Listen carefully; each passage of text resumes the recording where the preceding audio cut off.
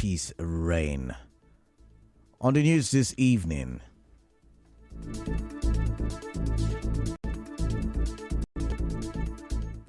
lawyer urges political solution to Rivers crisis following appeal court judgment. Court bars PDP NEC BOT from sacking acting national chairman. APC suspends Petroleum Minister Lokoberi, 9 others in Bayelsa State. Today is International Day of the Girl Child. On the foreign scene, UK government shocked by Israel's attacks on UN bases in Lebanon. I am Kalada Kurubatbo. We'll go for a quick break. When we come back, the news in detail.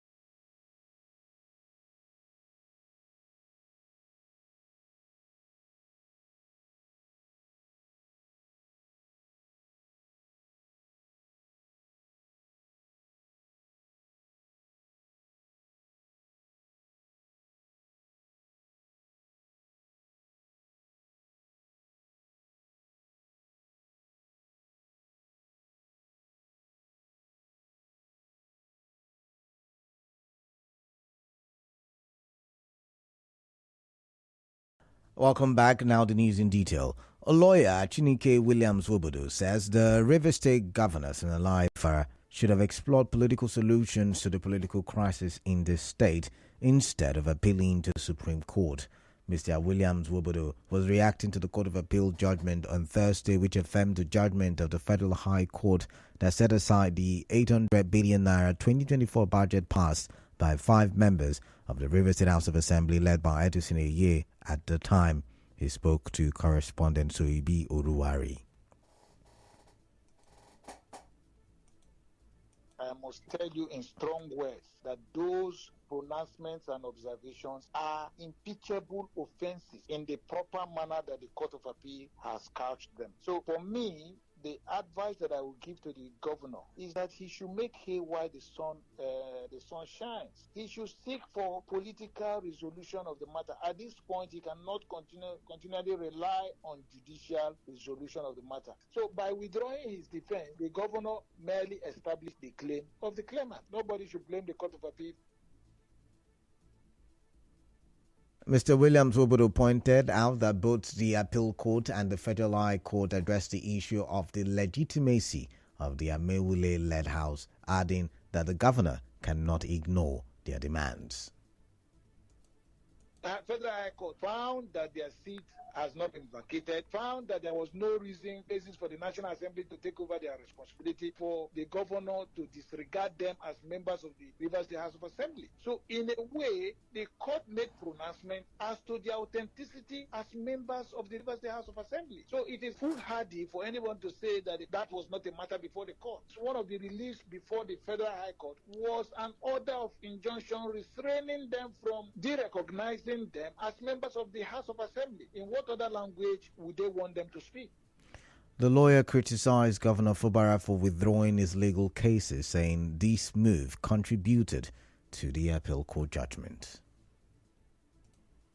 If there's anybody that could wink himself and shot himself in the foot, it's the governor himself. I remember that a lot of Rivers people came out in his support to even challenge the propriety of those judgments at their own cost, and the governor asked them to withdraw it. He may be seen to be showing good faith, but now how does that violate the principles of law? That a case filed before you is not defended. The court has no other conclusion to make if the facts are established than to say that you have failed to defend the case, because he can only appeal on points of law. Another lawyer, Vincent Chukwu, argued that the Court of Appeal did not address the legitimacy of the Martin Amewule-led Rivers State House of Assembly, and as a result, the 2024 appropriation bill should not be resubmitted to them. Represent the budget to who? Is it to members or non-members of the assembly? Because by the law of defection, Martin Samehule and co. ceases to be members of the House of Assembly. That issue cannot be swept under the carpet. And that issue was not addressed by the Court of Appeal in that judgment. It only addressed the issue of representation of budget. For as long as they remain by law that they are no longer members of the House of Assembly, the budget cannot be presented before persons who are not members of the House of Assembly. In the meantime, the leader of the faction of APC in Rivers State, Tony Okocha, has congratulated the Martin Amaewhule-led Rivers State House of Assembly on their victory at the Court of Appeal. Mr. Okocha, who also is the Rivers State representative on the NDDC governorship board, in a statement said the court judgment supports his assertion that the state government has allegedly been spending public funds without an approved budget. The Court of Appeal judgment in Abuja yesterday also dismissed the appeal by Governor Siminalayi Fubara for lack of merit. It noted that Governor Fubara had withdrawn his counter-affidavit at the lower court, disqualifying him from filing an appeal on the matter. Recalled that Justice Omotosho of the Federal High Court had nullified the 2024 Rivers budget passed by the pro-Fubara lawmakers and ordered the governor to present it afresh to the Martin Amaewhule-led House of Assembly. In another development, the Federal High Court in Abuja has restrained the PDP National Executive Committee and Board of Trustees from removing Umar Damagum as the acting national chairman of the party. Justice Peter Lifu ordered that no person other than Mr. Damagum should be recognized as the PDP national chairman until the party's national convention is held in December 2025. The suit was instituted by Senator Umar Maina. Earlier, a faction of the PDP National Working Committee suspended the acting national chairman Umar Damagum and the national secretary Samuel Ayawu for alleged disloyalty to the party. The faction led by the National Publicity Secretary Debo Ologunagba then approved the appointment of Yayari Mohammed as the acting national chairman. However, another faction of the NWC, aligned with the acting national chairman, Mr. Damagum, had announced the suspension of the National Legal Advisor Kamaldeen Ajibade and the National Publicity Secretary Debo Ologunagba. Reacting to the crisis in the PDP, the spokesperson for the Atiku Kowa 2023 Presidential Campaign Council in Rivers State, Lelonu Wimbubasa, said the suspension of the party's national chairman and secretary was long overdue. Dr. Wimbubasa said the suspensions and counter-suspensions are efforts to reposition the party to effectively fulfill its role as an opposition. To ensure that the acting national chairman who has sold us out to APC, having been unequally yoked with them, controlled by one man whose one leg is in the APC and one in the PDP. They have to take the bull by the horn. They cannot sit under a leadership that no longer has the credibility to lead us. For a national leadership to collaborate with the APC to work out a way to impeach the sitting governor of Rivers State, there is nothing else we can call the height of antipathy. Speaking on the various court orders related to the suspension of national leaders, the PDP chieftain said the court should not interfere in the party's internal disputes. While I accept that it is belated, but it is better late than never. We can start from any point where these people have realized that things has to be done and has to be done rightly and quickly. It is unfortunate that we use court orders to justify bad leadership. I want to ask, can a court order say that a dead man should continue to rule over those that are living? Court orders can't say that. Court order can only commit the man to burial. So this is akin to the same situation here. A suspended national chairman cannot suspend.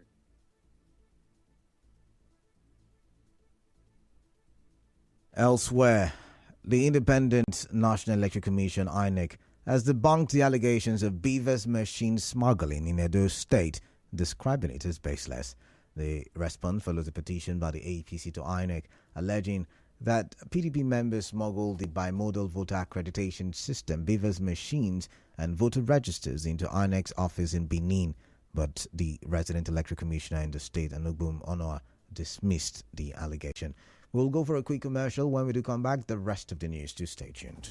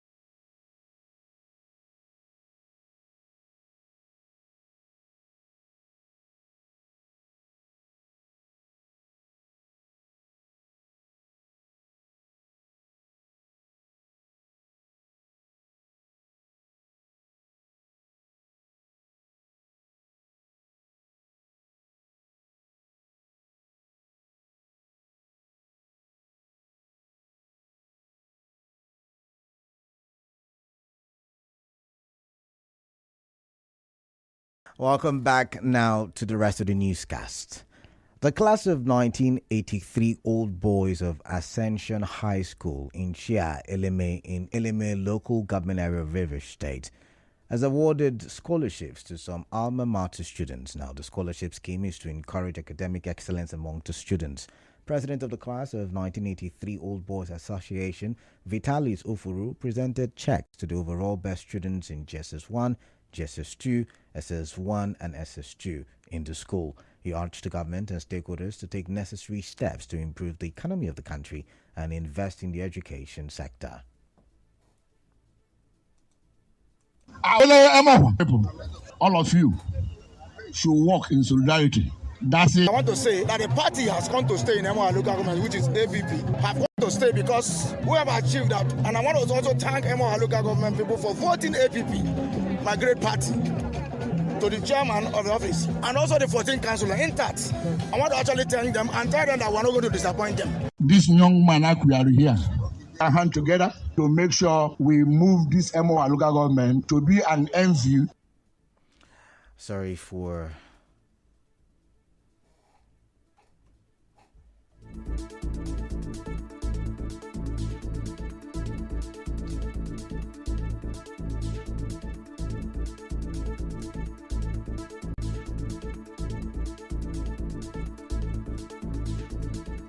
First is to improve their indices for a good economy.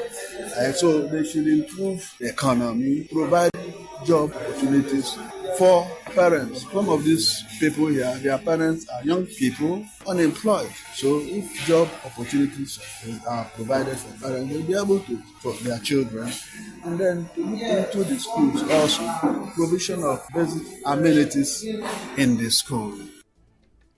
In his remark, the principal of Ascension High School, Peter Madi, thanked the class of 1983 for the initiative. He said the gesture is the first of its kind. In a special way, I appreciate the 83 set of good boys. They have really been supportive. As you can see, what we have experienced today, we have never experienced bringing this scholarship to the children. I must tell you that the children are happy, myself I am happy, and the teachers are happy. My message is to them is that what they have started, as they said in the address, that is going to be an annual thing. I pray that God should continue to bless them so that they will continue to support these students, especially those who have no one to take care of them. The senior prefect boys, Gospel Wachuku, who spoke on behalf of all the recipients of the scholarship, thanked the class of 1983 for the gesture. Our correspondent reports that 105,000 naira was paid for each of the 4 recipients for the 3 terms in the current academic year, while the best performing SS2 student in literature and chemistry received the Dr. Vitalis Ofuru Award of 50,000 naira each. Away from that, the Rivers State Ministry of Agriculture will participate in the 2024 World Food Day celebration scheduled for next Wednesday. In a statement, the Commissioner for Agriculture, Victor Key, invites all local government areas to participate in the event, which will be held at the School to Land Rumodumaya Center of Excellence to showcase their agricultural products. Mr. Key invited all farmers, stakeholders, and the general public to register for free and be part of the event. He said this year's theme, Right to Foods for a Better Life and a Better Future, highlights the importance of access to diverse, nutritious, and safe food for all. The Commissioner said the program will be an exciting opportunity for partnerships, exhibitions, and knowledge sharing. He also encouraged farmers to showcase their produce and innovative farming techniques. He urged those who wish to participate or partner with the ministry for the event to contact the Rivers State Ministry of Agriculture on the number or with the number 0814 263 1325. In other news, today is the International Day of the Girl Child, and a young advocate, Blessing Igwe, says societal norms and expectations have hindered many girls from pursuing their dreams. In an interview with our correspondent, Ms. Blessing, who writes for ACC, a non-profit organization, shared some of the challenges she has encountered as a girl. From early on, many of us are told like how to act, we are told how to dress, or we are even told how to dream. But the real challenge here is access to education, gender-based violence, inequality in opportunities. I remember back then in school, I had the worst embarrassment of my life because I got stained and I have a very terrible menstrual cramps. Like whenever I'm in school and it starts, a lot of people definitely they will know. The guys will be laughing at me, and all this kind of thing can lead to trauma too. Speaking on this year's theme, Girls' Vision for the Future, Ms. Blessing urged girls to stand up for what they believe in, highlighting the power of their voices. The thing as a girl child is we must remember that our voices are powerful and we need to also speak up, seek support. So I believe empowerment begins within. It starts by making sure that the girl child is empowered to the highest level. It aids her confidence, it aids so many things, it boosts a lot in her. The International Day of the Girl Child, observed yearly on the 11th October, aims to raise awareness about the unique challenges faced by girls worldwide, promote their empowerment, and highlight their potential as the future of society. Let's take a look at the foreign scene, but first, a commercial break.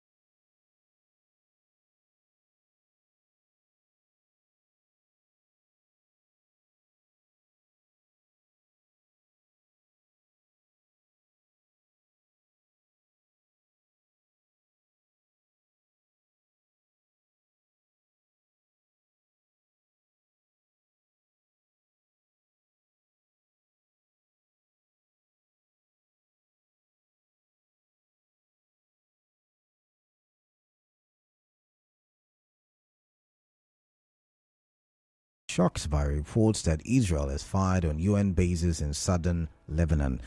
The UK Prime Minister Keir Starmer says he is very concerned that they are on the brink of escalation in the Middle East. The Israeli military IDF says it is conducting a thorough review after being notified that 2 UN peacekeepers were hurt during IDF combat against Hezbollah in southern Lebanon.